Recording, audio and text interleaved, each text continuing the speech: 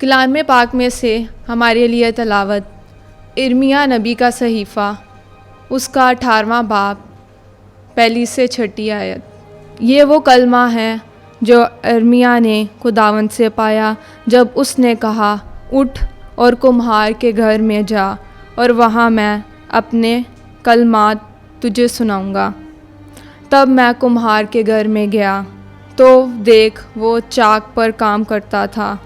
जब कभी कोई बर्तन जो कुम्हार मिट्टी से बना रहा था उसके हाथ में बिगड़ जाता तो वो उससे और कोई बर्तन बना लेता जैसा कि उसकी निगाह में अच्छा मालूम होता।